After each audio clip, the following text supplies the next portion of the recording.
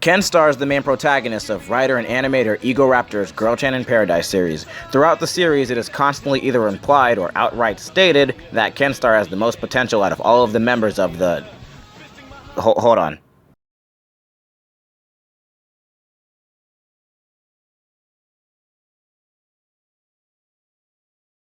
G-Fighters.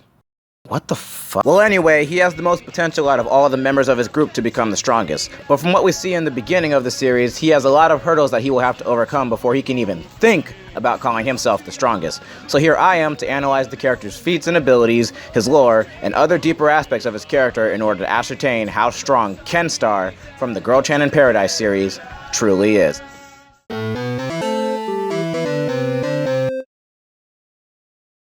Greetings, viewers. Silverbean here. I forgot to mention that in the intro. So anyway, in the Girlchan in Paradise series, we know that the character's strength is based off of some glowy stuff that happens from time to time, along with a couple of other things. For instance, Kodomaru is the second strongest in the beginning, which is displayed when he unleashes his secret power? The only character who comes close to Kodomaru is Kodobaru-san-sama, who's stronger than him, but unfortunately he's weakened throughout the entirety of the story due to him using the Shinken Patsu Baku Matsu Hatsu Tatsu technique, which is regarded as an incredibly difficult technique to pull off, and apparently leaves the user weakened. One can only question what he had to use such a technique for. Right off the bat, Kenstar has some pretty big shoes to fill, because he's only as strong as his brother and greatest rival Yusuke, who's kinda strong, but he's still weaker than a flight of stairs. And apparently mostly gay. Once Galactica Maru barges in out of a wall and regards the humans as puny, we are truly given a grasp of how large the gap is between the mighty evil that is Galactica Maru and our protagonist, Kenstar. Clearly, he must have a long way to go.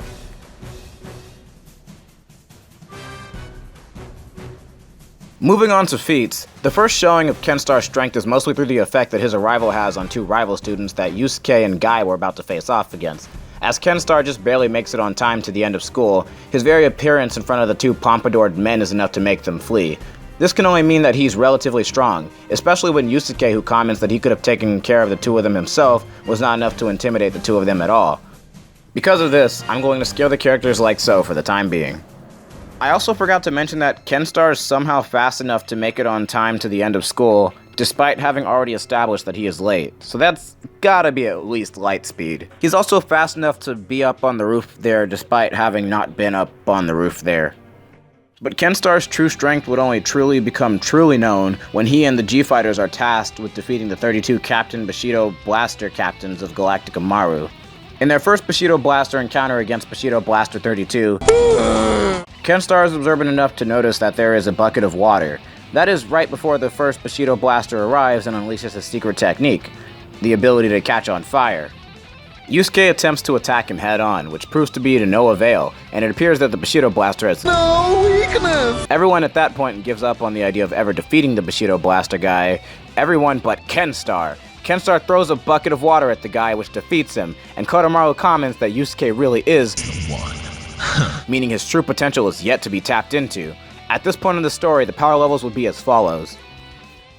When they go on the next adventure in a forest, we learn about another unspoken ability that Kenstar wasn't even aware that he had. The ability to think out loud. And no, I don't mean talk. I mean he can think so loud that it both echoes and allows others to straight up just hear what he was thinking. Not sure where that puts him in terms of power, but it's gotta be at least worth some points. On a side note, Kodobaru-san-sama also seems to have access to this ability. We then learn that Yusuke is Captain Bushido Blaster number 31, and the prized captain of the boss, even though he's 31 and not, 1. And the two of them must fight. Yusuke comments that Kenstar's power is nothing compared to his, and Kenstar retorts that he is pretty strong. After some stupid back and forth exposition, Kenstar comments that he developed an ability specifically for battling Yusuke, and Yusuke states that he can probably block the attack. So we know that at this point they are relative to one another in terms of strength. Not a single punch was thrown throughout the entirety of that fight, so as far as ascertaining between the two of them which is stronger, I'd say that Yusuke somehow managed to surpass Kenstar, possibly through some sort of off-screen training, to be ready for their big rival battle as enemies. So scaling would be like so right now. At this point you might be thinking, how can Yusuke be stronger than Kenstar when Kenstar easily defeated the artist after the artist easily defeated Yusuke? Well, you stupid fucking idiot, if you would just shut the fuck up for a second and listen, you would have the answer before having asked the question. Yusuke was only stronger than Kenstar at the time of their rival battle. Kenstar quickly manages to surpass Yusuke once again, right before their run-in with the artist, which makes the power scaling as such. Shortly after Kenstar fucks the shit out of that artist guy, we go through what I presume is some sort of drastic time skip, because suddenly Yusuke is strong enough to send Galactic Amaru flying with a single punch, and I can only assume that the time skip is the same as the gap between episodes 2 and 3, so roughly 9 months. Anyway, everyone is a lot stronger now. I can only assume that while they were wasting time eating hot dogs and flapjacks, that they also somehow managed to get significantly stronger through off-screen training that put them above the repressed Galactic Amaru.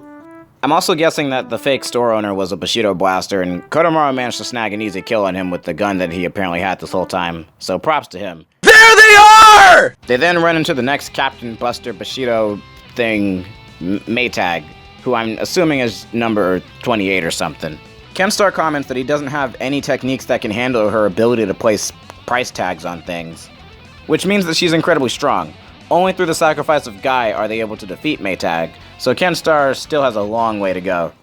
After a scene transition, Guy, who is no longer dead, questions how many more Taishos they have to fight. Then Kenstar just kicks them all. He just straight up kicks all of them, and then they're all defeated, which shows incredible growth in his abilities. It's also possible that Maytag was the only one who was even close to their strength, because she was the only Taisho Captain Buster Bushido that Keemstar had trouble defeating. They then run into Swirly Glasses, who turns out to be significantly stronger than them. So strong, in fact, that Yusuke falls down a flight of stairs. None of them are strong enough to stop him in his second form, and to make matters worse, he powers up into his third form, which basically makes him unstoppable. Keemstar at this point is the only one who can defeat Swirly Glasses using his Bloodline technique, which, even though it's not stated, it's obvious by how it's built up that it's an incredibly powerful technique that multiplies Kenstar's power to a significant degree. So I'll scale the power levels as such. Egoraptor managed to craft a vast, unique, and totally not intentionally generic world that contains a wide variety of interesting techniques and powers.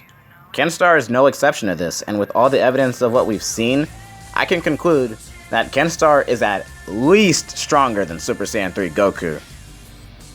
So what do you think of my analysis on Kenstar from Girlchan in Paradise? Would you like to see more analyses like this one on other characters within the series? Because I've got a couple more in mind. And do you have any problems with any of my reasoning with any of the power scaling that I've done? You know, just let me know, and I'd be interested in seeing anything you have to say about it. This is Silverbean, and thank you for watching my whatever. Goodbye.